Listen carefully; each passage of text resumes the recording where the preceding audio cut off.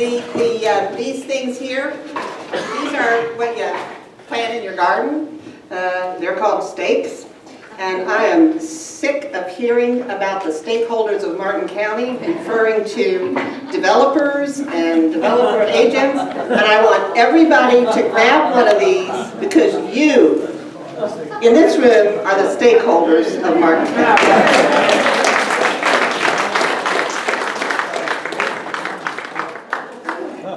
We also put in your packet a little stakeholders guide, A to Z. We tried to very briefly set out the issues that Martin County stakeholders, reminder, that's you, face, and they're very short descriptions starting with A, all aboard Florida, down to Z, the shoreline protection zone. Hopefully we've given you enough information for you to do some research on your own and look these things up. We have some websites for you for more information. What I'm here to talk about today is SLAPP suits. Bob Ernst, I think, raised that issue earlier. Unfortunately, more than a decade ago, I spoke to many of you in this room about what was then a fairly new phenomenon called the SLAPP suit. For those who don't know, SLAPP, S-L-A-P-P, stands for Strategic Lawsuit Against Public Participation. By now, I think most of you do know what SLAPP suits are. They're lawsuits designed to shut people up. They're lawsuits with no legal foundation, no factual foundation.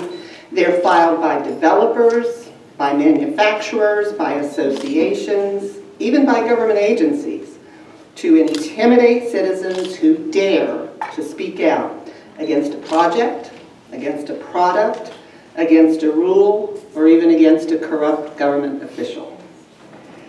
We have had more than our share of SLAPP suits here in Martin County, starting with a lawsuit filed in the 1990s against Citizens to Protect Hutchinson Island, and several individuals who challenged a plan to build a huge public supermarket over there on the island next to the Florida Oceanographic Society.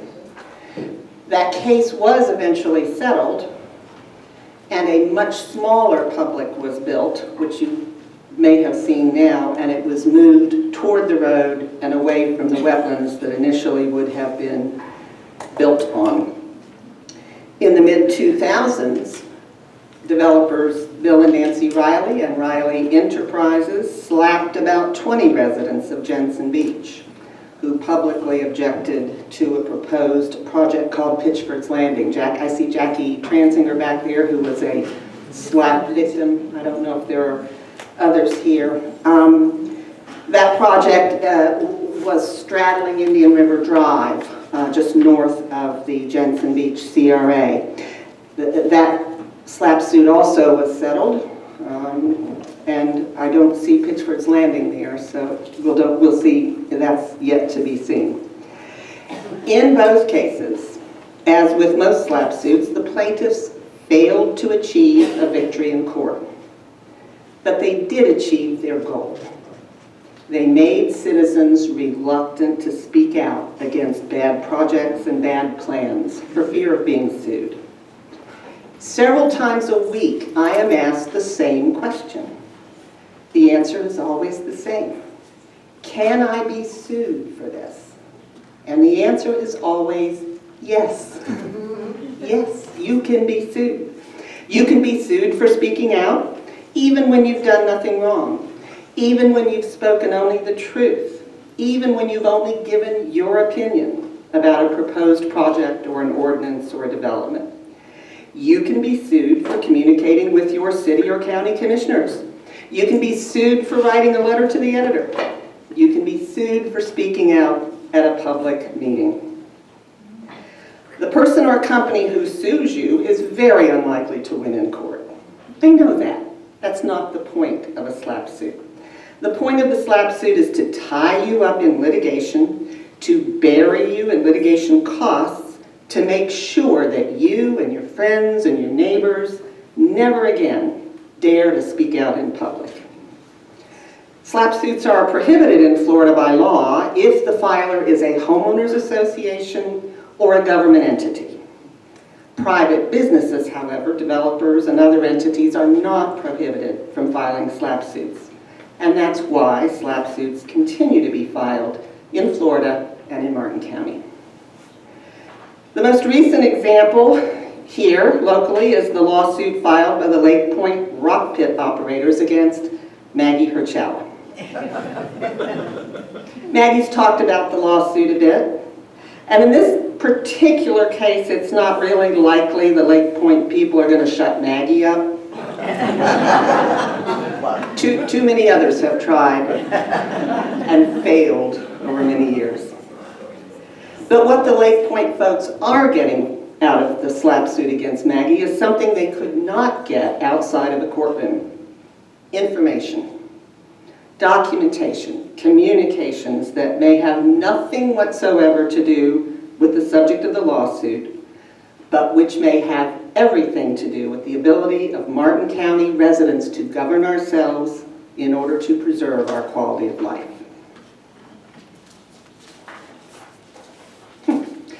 Lake Point's attorney, ironically exercising his client's right to speak out, addressed our county commissioners during the comprehensive plan amendment hearings, complaining that the amendment that Maggie also talked about earlier should not even be allowed to address quality of life issues. Quality of life, he huffed and puffed, is not a right. It's not even a thing that can be described, let alone protected by a comprehensive plan.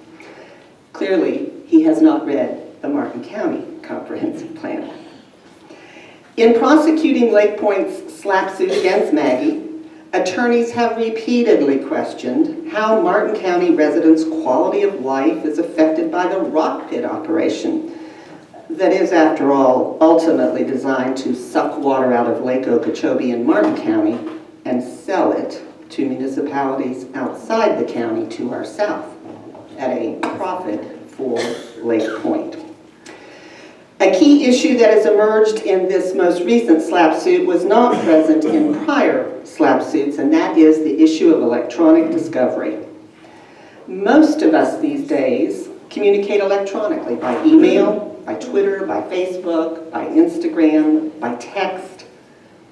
Imagine all of you sitting in your home, relaxing with a sweet tea, watching TV, and one evening a Lake Point attorney knocks at your door and says, "I'm here to examine your computer and see who you've been communicating with and what you've been saying." And you say, "Why, certainly. Go right ahead. Look at everything on my computer. Oh, and here's my iPad and my smartphone. You can look at those too. I'll just watch the semifinals of American Idol." That's not what you would say? Well, unfortunately, that's what the courts are increasingly telling us you are expected to say.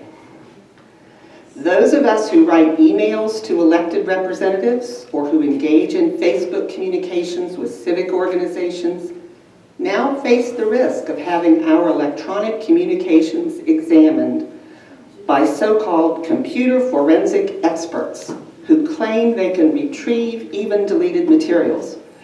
And of course, in some cases, they can.